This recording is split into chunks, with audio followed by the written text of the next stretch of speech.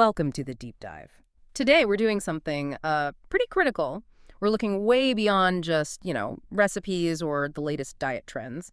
Our mission is to expose the fundamental political and legal stuff that really builds our global food system. Exactly. We're diving deep into the sources that show who holds the power, how they got it, and maybe most importantly, the movements fighting back for, well, the right to eat. That's right. This isn't really about nutrition per se. It's more like an investigation into power, systemic power. We'll be looking at how corporate structures, these long historical dependencies, and these legal frameworks have shaped not just what's on your plate, but also the economic vulnerability of farmers all over the world. It connects directly to things like trade agreements and even intellectual property, like who owns the seeds. Okay, so if you want to get a quick but really thorough handle on how corporate control works in agriculture, how local food systems got sort of dismantled over time, and why this global push for food sovereignty is maybe the most critical movement in farming today. Well, you're in the right place. Our sources cover a lot, from like 19th century resource wars all the way to modern financial tricks. Yeah, and we should probably say upfront, this is complex stuff. We're pulling together material on colonial farming practices, current IP law, the battles over water rights, grassroots resistance, peasant movements. It's a lot. Our job really is to give you the context you need to grasp the, frankly, monumental challenge facing anyone who believes we should have democratic control over our food. So yeah, let's unpack it. Right.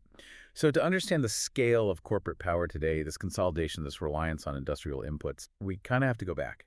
Back to a big shift, right? Yeah. When farming changed from being local and cyclical to something global and intense, where do we start that story? Well, you really have to start in the 19th century. That's the moment when farmers, particularly in Europe and the U.S., they sort of stopped relying primarily on their own farms' fertility, manure rotating crops. Instead, they started demanding these high-intensity inputs from like halfway around the world. Yeah. That created the first big commodity dependencies in agriculture. And the kind of wild example of this early input dependence is the guano question, which, it's bird droppings we're talking about, right? From Peru, exactly. Peruvian guano was incredibly rich in nitrogen and phosphorus, stuff plants need. Mm. An environmental historian, Sean William Miller, he really detailed this. In the 1800s, agriculture was the main economic engine for every country. So when these new super potent fertilizers from guano showed up, the effect on crop yields was just dramatic. Farmers basically could not use it. Ah, okay. But adopting guano meant becoming dependent on this external finite resource. Yeah. And that dependency, it's arguably never really been shaken in the industrialized world. We just shifted from guano, then to nitrates, and now to modern synthetic fertilizers. The pattern was set. That sounds like a recipe for geopolitical tension right from the start. You've got the major food producers suddenly needing this one thing from one place. That's huge leverage. Oh, absolutely was. And the fallout was immediate. Britain was the biggest user, so they were the most dependent, but also the most resentful. They saw the Peruvians controlling the supply from the Chincha Islands as basically running a guano cartel. Huh. Like OPEC today with oil. Exactly like OPEC. The parallels are striking. British buyers were reportedly furious, watching these Peruvian guano barons living it up in Lima. It showed this stark power imbalance based on resource control. The anger wasn't just about price. It was about losing control over a necessary input for their own economy. Okay, so dependency starts with geology, with resource control. But then that gets tangled up with colonialism, right? Mm-hmm. As empires push cash crops globally, sugar seems like the prime example here. Absolutely. You look at Columbus's second voyage, 1493. He brings sugarcane from the Canary Islands to the Americas. He was looking for Asia, but bringing that sugarcane, it set off this chain reaction, a horrifying one, really. It established the whole plantation economy model in the Caribbean and Central America. And that model, that massive scale of growing just one crop, it relied entirely on forced labor from the get-go. They tried enslaving indigenous people first, but old world diseases just wiped them out. Tragically. Which led straight to the transatlantic slave trade. The numbers are just staggering.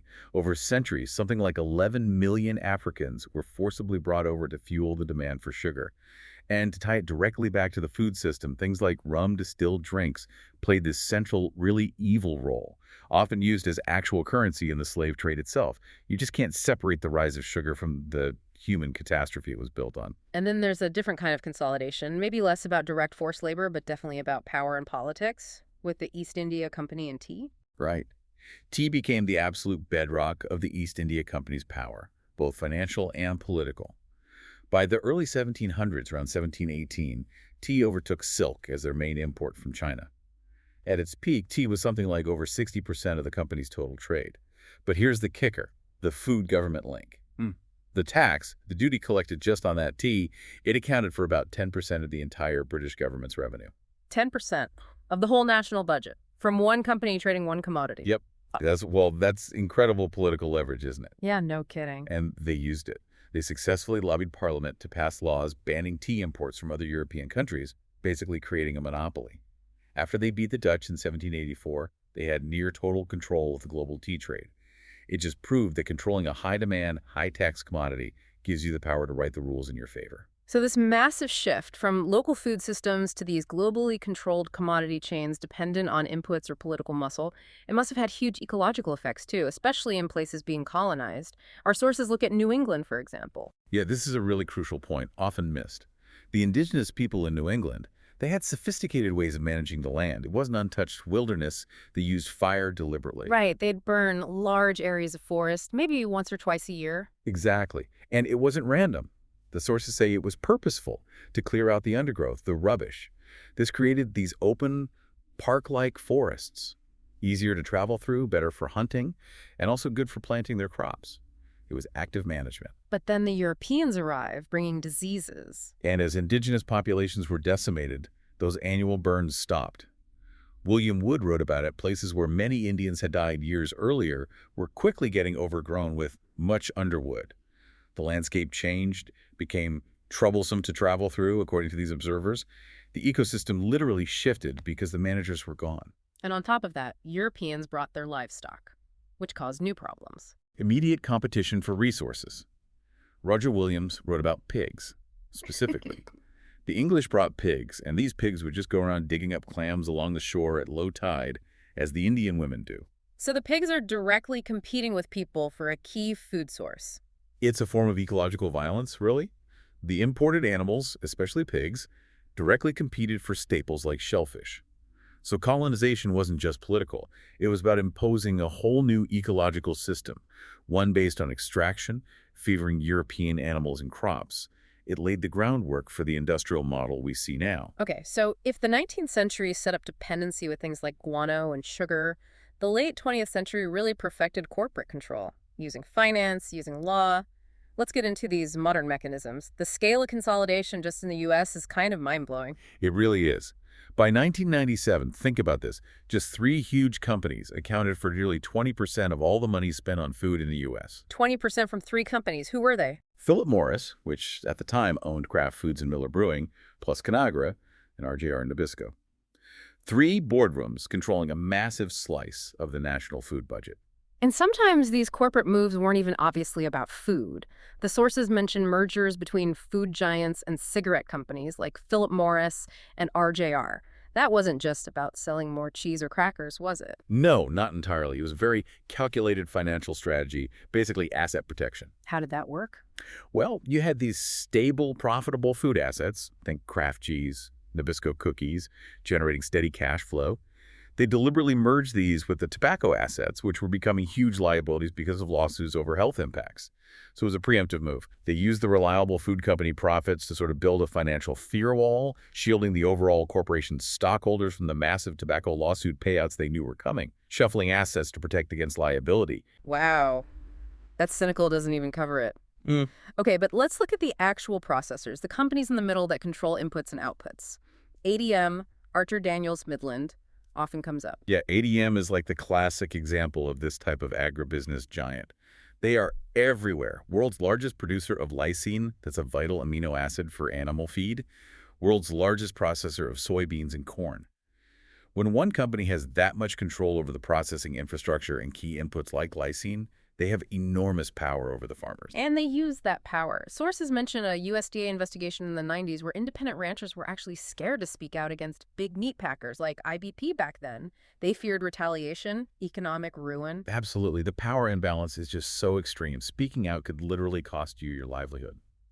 One cattleman, Mike Callicrate, he did speak out. He claimed the big packers immediately stopped bidding on his cattle.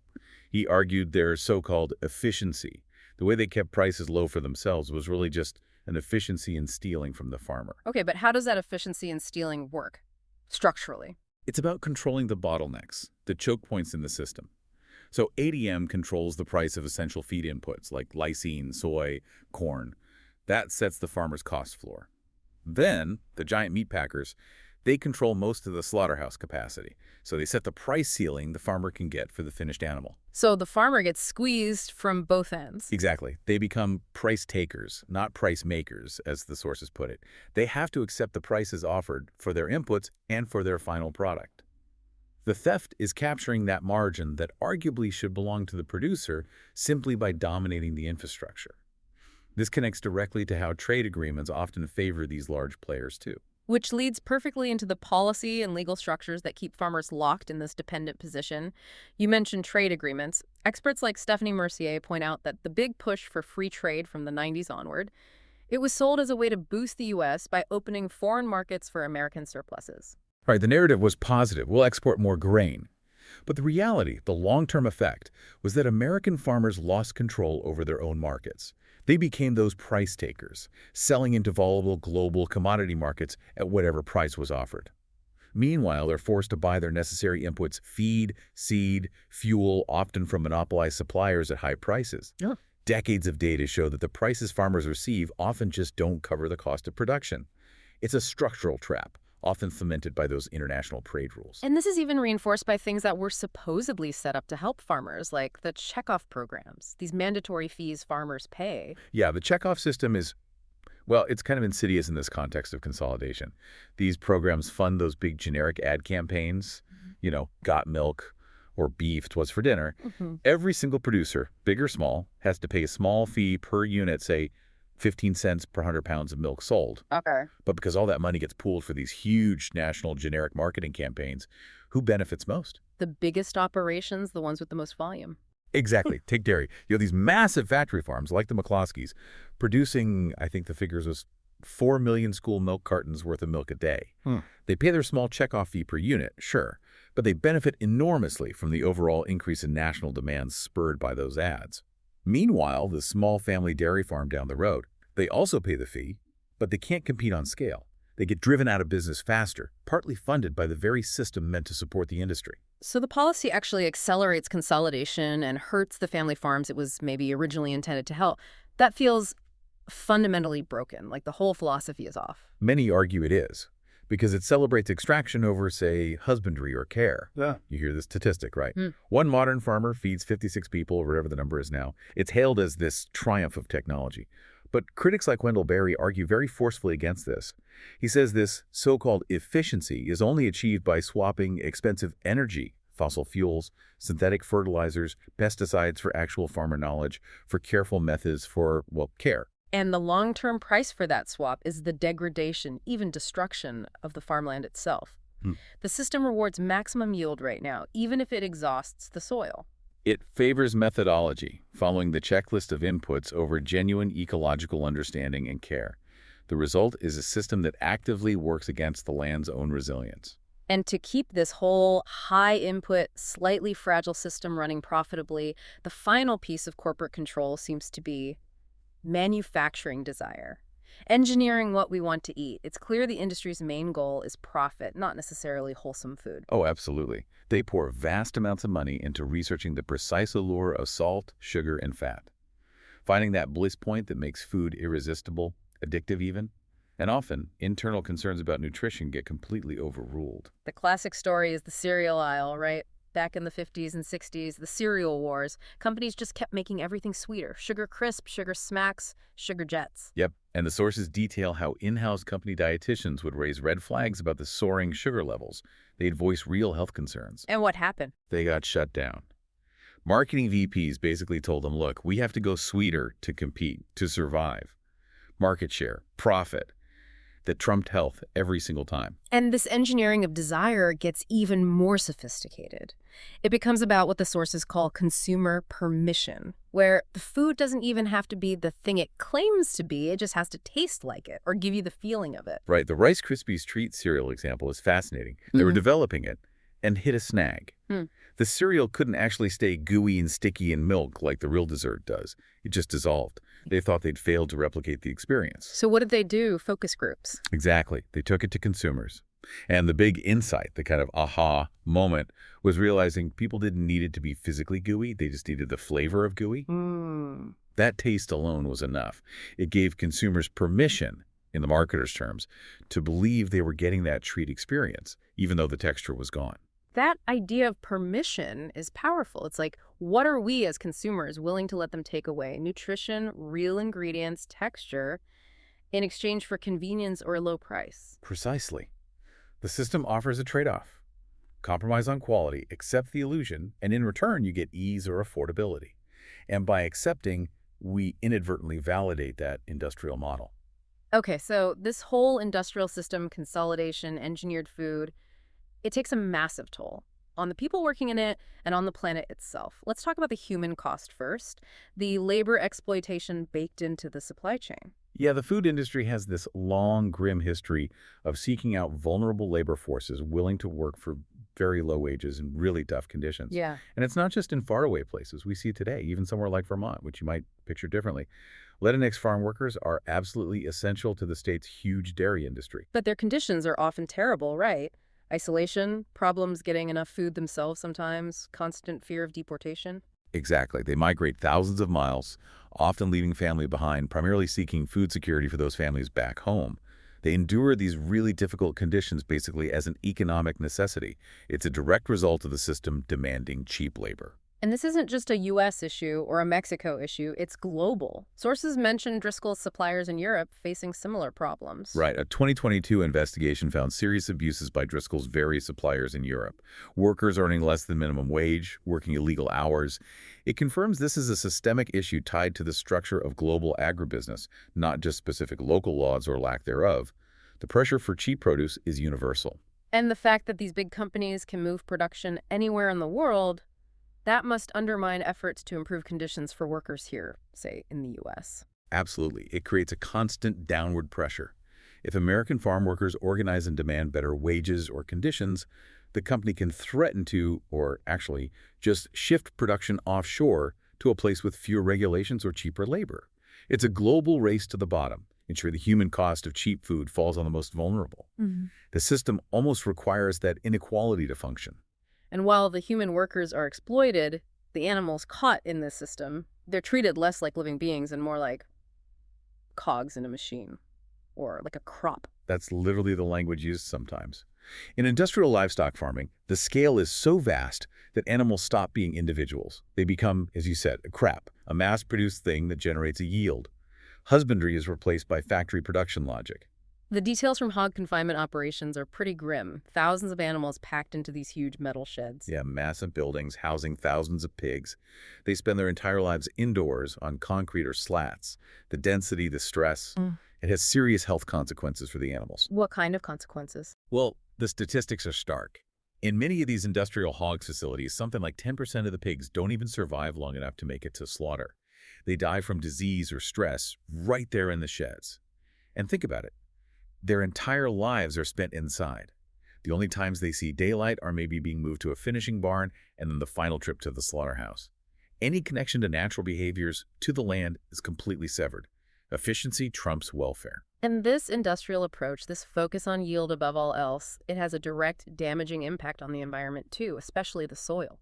The sources talk about industrial farming basically tearing apart the soil's natural structure, mostly through tillage. Yes, tillage, mechanically plowing, or turning the soil over year after year is incredibly destructive. It leads to huge amounts of soil erosion, literally washing or blowing away this essential resource. Plus, it releases stored carbon from the soil into the atmosphere. And that's before you even consider the inputs, the synthetic fertilizers, the herbicides, the pesticides. They can directly harm or kill the beneficial organisms living in the soil, the very life that makes soil fertile. Physically, just the act of, say, rototilling, it actually breaks things like fungal networks. Exactly. It literally crushes the delicate thread-like structures, the hyphae of beneficial fungi that create networks throughout the soil. You're destroying the soil's infrastructure with every pass. It's like repeatedly demolishing the framework of a house. And those fungi are important? Absolutely critical, particularly mycorrhizal fungi. They form these symbiotic relationships with plant roots.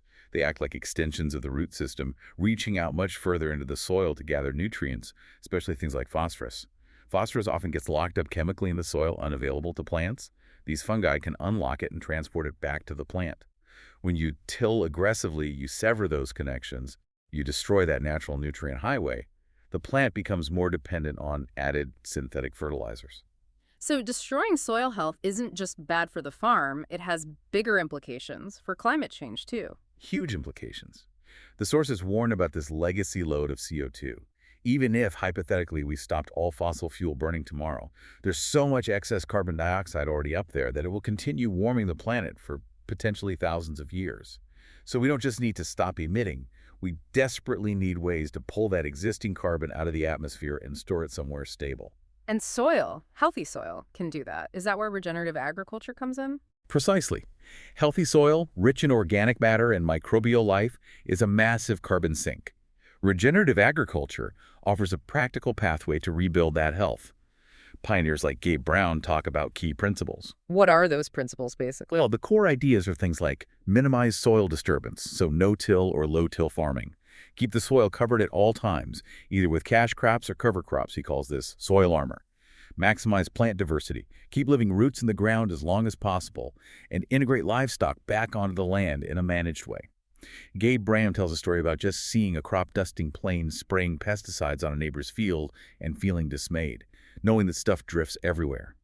His approach is about working with natural systems, not against them, to let the soil heal itself and draw down carbon. Okay, so we have this picture of corporate dominance, ecological damage, but it's not the whole story. There's resistance. There's this powerful counter-movement focused on food sovereignty, democracy, and resilience, and it has deep historical roots. Absolutely.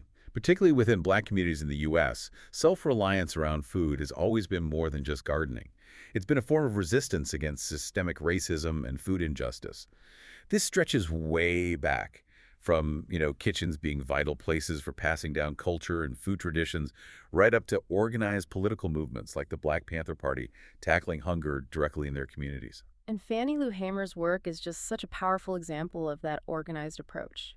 1969, Mississippi, she starts the Freedom Farm Cooperative on just 40 acres initially. Yes, and her vision was crystal clear. It was about empowering poor Black farmers, sharecroppers, people who'd been exploited by the white landowning system for generations. She famously said something like, "The time has come now when we are going to have to get what we need ourselves." Exactly. Total self-sufficiency was the goal. And the co-op grew incredibly fast. It eventually supported around 1,500 families. It wasn't just about growing food. It offered all sorts of self-help services. Like what kind of services? It was really holistic. They started a pig bank, basically distributing breeding pigs to families so they could raise their own protein and build assets. They offered job training, help with housing, even a tool bank. It was about building community autonomy, tackling the roots of poverty and dependence, a real ecosystem of support. That legacy, that focus on repair and self-determination, it feels very relevant today. The sources mention initiatives like the Soul Fire Farm Reparations Map. Yes, that's a modern example. It's run by alumni of Soul Fire Farm, and it's designed to encourage and facilitate voluntary transfers of land and resources. Specifically, moving assets from people who have benefited from inherited privilege, often white people, to Black and Indigenous and other farmers of color. It's a direct response to the historical injustices like land theft and stolen labor. And that historical debt is just immense. The sources estimate that fulfilling the post-Civil War promise of 40 acres and a mule in today's dollars would be something like $6.4 trillion for federal reparations. Right. And since large-scale federal action seems politically, well, unlikely right now, these grassroots initiatives are trying to create pathways for individuals with privilege to actively participate in that repair work, returning land and resources. So alongside these crucial social justice efforts, there are also these visions for local resilience based purely on ecological common sense, like going back to that idea of 3 acres and a cow, a small mixed farm. Yeah, that model, often around 1.3 hectares or so, it shows how combining grassland for animals with cropland can create a really fertile system without needing lots of external industrial inputs. It relies on building fertility right there on the farm using cover crops, letting animals graze fallow fields. And it even includes recycling nutrients, like human waste. That's a key part of the vision, though challenging. returning something like 90% of human sewage safely back to the land as fertilizer. It would dramatically reduce the need for synthetic nitrogen and phosphorus, closing the nutrient loop. It's about designing a system that maintains itself. And that idea of smart design using diversity, that's central to things like permaculture or forest gardening too, right? Absolutely. In ecological garden design, diversity is everything. A really skilled designer can make one element do many jobs. Take a simple hedge, for example. Okay. A well-designed hedge could block deer, reduce wind damage, provide berries for wildlife and people, generate material for mulch, and even include medicinal plants. It's stacking functions. So the output isn't just the food, it's more than that. Right. One forest gardener quoted in the sources said something really insightful. They might get some income selling tinctures or whatever, but the real value-added product is the inspiration, knowledge, and renewal that comes when humans and the rest of nature mesh. It's about regaining autonomy and connection. And you see that focus on autonomy in community projects, too, like the Huertas Initiative in Vermont. It supports Latinx farm workers, the same ones facing difficult conditions, to grow their own food in community gardens. It's partly about food access, but also about resistance, reclaiming agency, having a connection to the land beyond just their wage labor. So ultimately, if we want to challenge this corporate dominance, we need to start seeing our food choices differently, like as political acts. Yeah. Economic votes, that idea has history too, doesn't it? Oh, yeah. Think back to post-World War II France. American influence was growing rapidly through things like the Marshall Plan. And some groups, particularly communist sympathizers, they coined this term, Coca colonization. Cocoa colonization. Because of Coca-Cola. Exactly. They saw Coke as this blatant symbol of American economic and cultural imperialism encroaching on France. And they didn't just write pamphlets. They protested physically. They overturned Coke delivery trucks, smashed bottles in the streets. Wow. Why go after a soft drink? Because they understood it wasn't just about taste. Accepting the dominance of this foreign brand, this symbol of American capitalism, was, in their eyes, a form of political submission. They saw the marketplace itself as an ideological battleground, a fight over who controls culture and economy. So how does that translate to today? How do we make our choices count? Well, today, making conscious choices means trying to actively support the movements building these alternative, resilient local economies. It means seeking out fair trade organizations when you buy things like coffee or chocolate or spices, ensuring that more of your money actually gets to the grower and supports sustainable practices. It requires looking past the label, basically. It requires looking past the convenience and the cheap price tag sometimes and recognizing the hidden costs, the environmental damage, the labor exploitation, the political power imbalances. We need critical thinking now more than ever to cut through all the marketing noise. And ultimately, we need to push for changes in the rules in policy so that the easiest and most profitable way for companies to make money is by selling food that's genuinely wholesome, fair to the people who produced it, and kind to the earth, not the other way around. Okay, so we've really covered a lot of ground here. From how historical dependency got locked in guano, colonial sugar, and tea trade, land management changes all the way through modern corporate power concentration, the financial games played by giants like ADM or Philip Morris, and then, crucially, the fight back. The vital role of self-reliance movements, learning from figures like Fannie Lou Hamer, the principles of regenerative agriculture, and the push for food sovereignty and democratic participation. Right. And maybe to wrap up, we should consider what one source calls the heritage paradox. It's kind of fascinating. Think about it. Industrial agriculture, these huge corporations, they spend fortunes on research and development. They're scouring the globe, looking for useful genes in old traditional crop varieties or rare livestock breeds, maybe something resistant to a new disease or tolerant to drought. They want to find these traits, patent them, own them. So all their high-tech genetic engineering still relies on the very diversity that the industrial system itself is wiping out. That's the paradox, exactly. The ability of our great-grandchildren to feed themselves centuries from now might literally depend on whether some obscure variety of wheat or some inefficient old breed of sheep manages to survive today in some corner of the world that the industrial system hasn't homogenized yet. The true long-term security, the resilience of our future food supply, it hinges entirely on maintaining that biological and cultural diversity. The very diversity that the current dominant system sees as an obstacle or just something to mine for profit. And the diversity, you can think, it's our ultimate insurance policy. We dismantle it at our peril.